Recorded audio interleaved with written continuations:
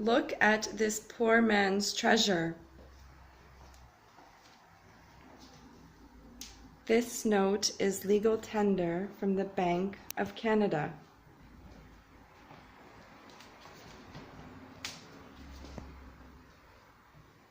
All right, so we have a little treasure here. There is Pioneer currency, there's Canadian dollars, we have $100, we have a $50, 20, 10, 5s.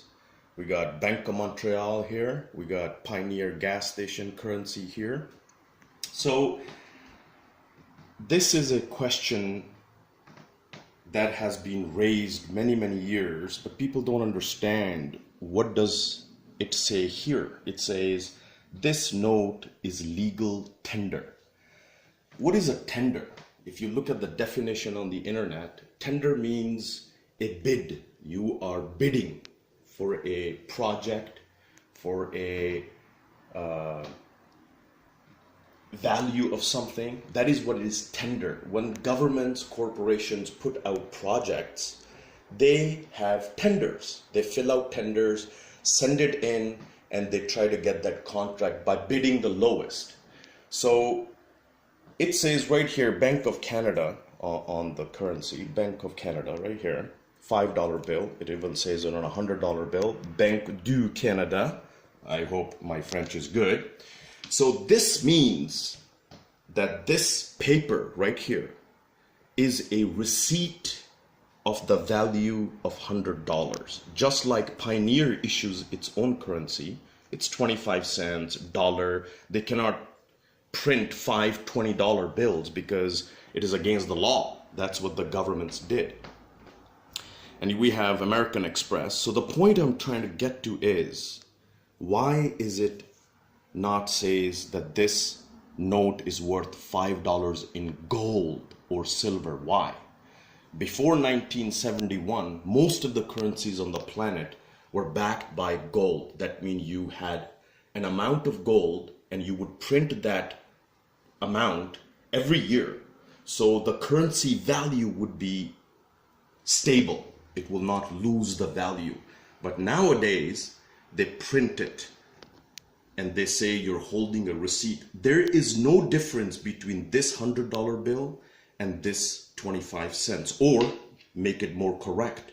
There's no difference between this 25 cents issued by the Canadian government and there's no difference than this. The only difference between these two currencies is this is backed by trust.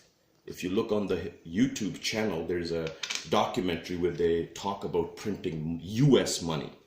And the guy says it's backed by trust, as if it's a big word. You really want to believe and trust the US government? So, the poor man runs after this every day. You spend hours working. In Canada, in Ontario, it's $14 per hour. In order to get $15 in my pocket, I have to give away 1 hour of my life, which I will never get. And in return, I get fiat currency, a currency that has no value except it's printed on a beautiful, expensive, high technology machines were bought to print this. There's no difference between these two. So when you go to your bank machine and withdraw money from this, you are buying fiat currency. That's why when you work, Eldorado, I have my T4 phone slip from Eldorado.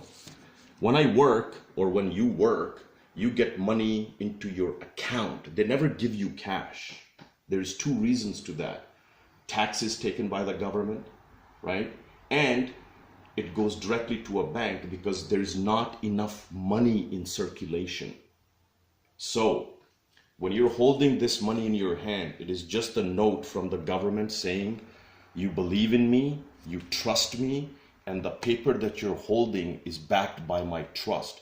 If tomorrow morning every single person goes to their bank and withdraws $1,000, the Canadian economy will collapse because there's not enough money to satisfy everyone.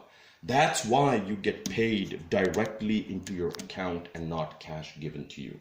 So next time you're holding a $100 Canadian bill, remember, it is just a note from Bank of Canada saying that you believe in me and you trust me, and therefore you holding Borden in your hand, it means you are okay. But remember, you give away your time to get Mr. Borden in your hand. You have a nice day.